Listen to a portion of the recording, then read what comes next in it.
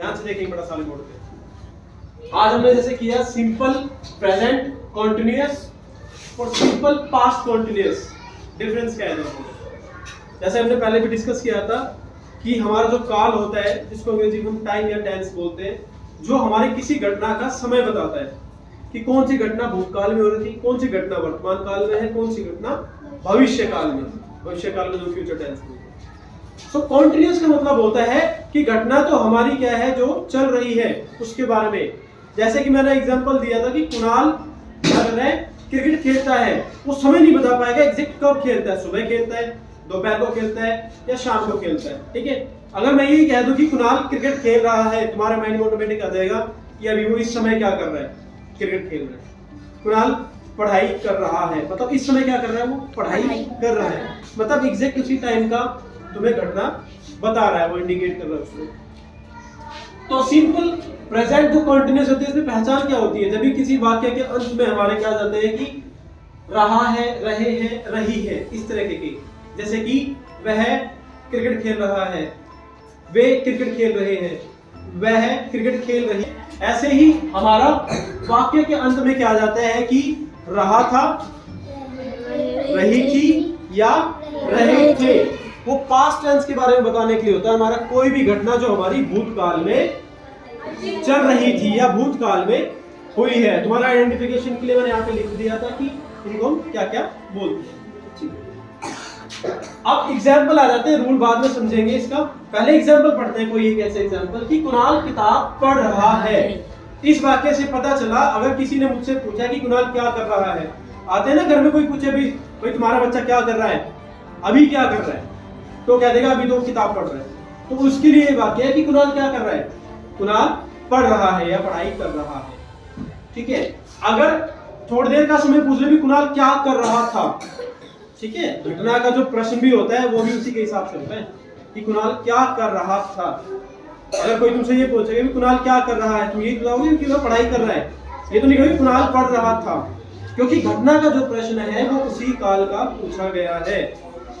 कुणाल क्या कर रहा था, कुणाल किताब पढ़ रहा था।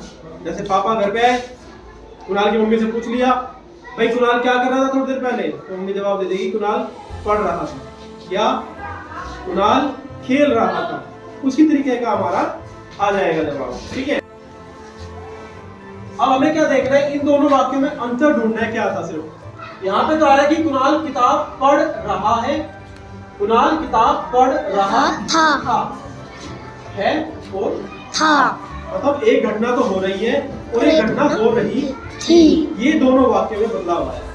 किस चीज का बदलाव आया, दोनों वाक्यों में बदलाव था या अंतर था, वो कहाँ था, हमारा हेल्पिंग वर्ब, सहायक क्रिया। सहायक क्रिया क्या होती है, क्रिया से पहले लगती है वाक्य में और घटना का समय बताती है, जो वो घटना हो रही थी उसका समय बताती है। ठीक है ना, इसका समय बताती है क्रिया का, वर्ब का, कि वो जो वर्ब थी हमारी या जो हमारी क्रिया थी वो कब हुई थी, वर्तमान समय में हुई थी, भूतकाल समय में हुई थी या भविष्य के समय में हुई थी। इसमें हम रूल देख लेते हैं क्या होते हैं। किसी भी कॉन्टिन्यूअस में, प्रेजेंट कॉन्टिन्यूअस में या पास्ट कॉन्टिन्यूअस में, उसको सोल्व करने का अपना एक तरीका होता है, एक नियम होता है। जैसे मैंने तुम्हें एग्जांपल बताया था, जब पेरेंट्स हमें लर्निंग सिखाते हैं, शुरू में कदम चलना सिखाते हैं, तो सीधे कदम चलना सिखाते हैं, उल्टे कदम चलना नहीं सिखाते। ऐसी पैडियों पे चलते हैं तो हम पैर को अपना 70 डिग्री, 80 डिग्री, 90 डिग्री के आसपास मोड़ कर ही चढ़ते हैं, सीधे सीधे नहीं चढ़ सकते। हर चीज का अपना एक नियम होता है। पानी हम मुंह से क्यों पीते, कान से पी सकते हर चीज का अपना एक नियम है, प्रकृति का अपना एक नियम है। इसी तरह से हमारा जो ग्रामर होता है, हमारी जो भाषा की बातें होती हैं, उनका भी अपना अपना एक नियम होता है। ऐसे ही वाक्य को क्रमबद्ध में सही तरीके से बोलना और पढ़ना, इसलिए हमें ग्रामर की आवश्यकता पड़ती है, व्याकरण की। अगर नहीं हो तो सब उल्ट पुल्ट लिखा रहेगा, कोई सा अक्षर कहीं फिट हो जाएगा। ऐसे दरवाजे मिस्त्री काम करते तरीका होता है ना, ये दरवाजा यहीं फिट हुआ, ऐसे भी हो सकता था कि ऊपर लग जाता दरवाजा, यहाँ सीढ़ी पे चढ़ रहे तो हम दरवाजा खोल के नीचे कूद रहे, हो सकता था, मगर नहीं, हर चीज का अपना एक नियम होता है, क्रमबद्ध रूप में चलती है। तो ऐसे ही इसका अपना एक नियम है, रूल है या फॉर्मेट बोल सकते हैं कि सब्जेक्ट किसी भी वाक्य में, कॉन्टिन्यूअस की बता रहा हूं मैं, अगर सिंपल प्रेजेंट होता तो उसमें कुछ चीजें कम होती। सब्जेक्ट होगा इसमें, हेल्पिंग वर्ब होगी, वर्ब होगी फर्स्ट फॉर्म के साथ आईएनजी होगी और ऑब्जेक्ट होगा। ठीक है, क्या बताया था मैंने, वही चीज होगी। और सेम पास्ट, इस पास्ट सेंटेंस के लिए भी सेम नहीं होगी कि सब्जेक्ट होगा, एक हेल्पिंग वर्ब होगी, वर्ब की फर्स्ट फॉर्म यूज होगी, हमेशा 3 फॉर्म यूज करते हैं और तुम्हें 5 ही बताया था, वो डिटेलिंग में नहीं जाएंगे ज्यादा। प्लस में आईएनजी, ठीक है, प्लस ऑब्जेक्ट। पांचवी चौथी पांचवी फॉर्म बताई थी ना वर्ब की, बताया था मैंने। आईएनजी चौथी फॉर्म हो गई, जीएनडी फॉर्म इसको बोलते हैं पांचवी, किसी वर्ब के साथ में एस लगता है, but basically in 3 form use करते हैं, फर्स्ट सेकंड थर्ड। ठीक है, अब देखो वर्ब से पहले एचवी हेल्पिंग वर्ब, सहायक क्रिया जिसको हम बोलते हैं, वो हमेशा लगती है। हम बाद में नहीं लगा सकते इसको, पहले यूज होगी। ठीक है ना, ये तो गड़बड़ हो जाएगी सेंटेंस में, उसको सेंटेंस स्ट्रक्चर सही से बनाने में। अगला देखो उदाहरण, मोहन क्रिकेट खेल रहा है।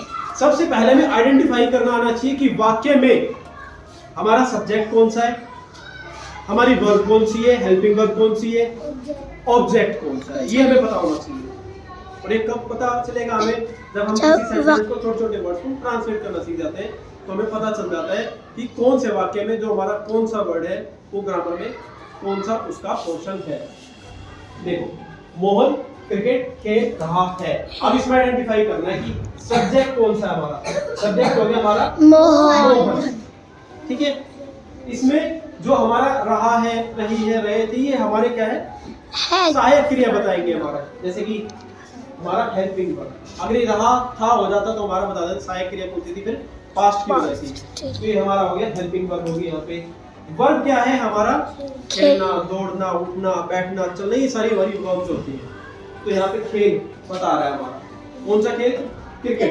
क्रिकेट इस वाक्य में जो चीज खेली जा रही है, या जो काम, मैं कहता हूँ किसी भी वाक्य में जो काम किया जा रहा है, वो उस वाक्य का क्या होता है, ऑब्जेक्ट, या उद्देश्य होता है, क्या काम किया जा रहा है, जिसके द्वारा वो काम किया जा रहा है, या जिसके द्वारा मैं कह दूं क्रिकेट खेला जा रहा है, वो होता है हमारा सब्जेक्ट, कर्ता।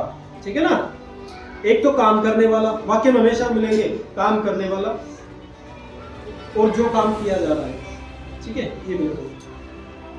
ठीक, अब ये था, हमने लिख दिया था सब्जेक्ट ये है, क्रिकेट हमारा ऑब्जेक्ट है, खेल हमारा वर्ब हो गया, रहा है हमारा हेल्पिंग वर्ब हो गया। अब इसको ऐसे तो लिख नहीं सकते ना हम, ऐसे तो नहीं लिख सकते हम। सब्जेक्ट क्या था, मोहन, ऑब्जेक्ट रख देंगे दूसरे पे क्रिकेट, फिर उसके बाद प्लेइंग, और बिगड़ गया स्ट्रक्चर। इसलिए ये रूल किया जाता है, यहाँ पे लिखा है। तो मैंने फर्स्ट ऑर्डर पे हमारा सब्जेक्ट लिखा जाता है, दूसरे ऑर्डर पे फिर ABCD चलता है ना फॉर्मेट, ऐसा तो नहीं है AZKP ऐसे चलता है, नहीं, एक क्रम में चलता है। सब्जेक्ट, हेल्पिंग वर्ब, तीसरे ऑर्डर पे वर्ब के साथ ING, वर्ब की फर्स्ट फॉर्म के साथ ING, देन ऑब्जेक्ट। ये ऑर्डर सेट करेगा। आइडेंटिफिकेशन कर लिया हमने यहाँ पे, ऑर्डर सेट कर लो। यहाँ पे सबसे पहले क्या है, सब्जेक्ट, क्या है सब्जेक्ट, क्या है हमारा इसमें, मोहन। उसके बाद दूसरा ऑर्डर क्या है, हेल्पिंग वर्ब। हेल्पिंग वर्ब क्या है इसमें, इज लगा दिया हमने। तीसरा ऑर्डर क्या है इसमें, वर्ब की फर्स्ट फॉर्म के साथ में ING। अब इसमें क्या है बताओ, प्लेइंग मैंने लिख दिया इसमें। ठीक है, अब उसके बाद में बचा क्या हमारा, ऑब्जेक्ट। ऑब्जेक्ट क्या है इसमें, क्रिकेट। सेंटेंस बन गया मोहन इज प्लेइंग क्रिकेट। जैसे हिंदी में कोई वाक्य बोलते हैं, मोहन क्रिकेट खेल रहा है, वाक्य सुंदर लगता है बोलने में, ऐसा तो नहीं बोल सकते हम कि मोहन खेल क्रिकेट है रहा। सेंटेंस स्ट्रक्चर क्यों जरूरत पड़ती है हमें, किसी भी सेंटेंस को ब्यूटीफुल बनाने के लिए, किसी वाक्य की सुंदरता को बनाने के लिए उसका क्रमबद्ध होना जरूरी है, नहीं तो वो बोलने में अजीब लगेगा। इसलिए हमें ग्रामर की आवश्यकता पड़ी थी। जब भी भाषा की बात हमें स्टार्टिंग में, जब भाषा डेवलप हो रही थी, लैंग्वेज डेवलप हो रही थी, तो एक नियम भी बनाए गए थे, किसी भाषा को बोलेंगे तो भाषा बोलने में सुंदर लगनी चाहिए, नहीं तो कोई कुछ बोलता रहेगा, है ना, उठ पटांग, स्ट्रक्चर बिगाड़ देगा भाषा का पूरा। इसमें भी वही था, बस इसमें चेंज कहाँ पे था, प्रेजेंट एंड पास्ट में हेल्पिंग वर्ब, वहाँ पे चेंज था हेल्पिंग वर्ब। प्रेजेंट में कौन सी हेल्पिंग वर्ब यूज हो रही है हमारी, यहाँ पे कौन सी यूज हो रही है, पास्ट में कौन सी यूज हुई, वाज यूज हुई है हमारी।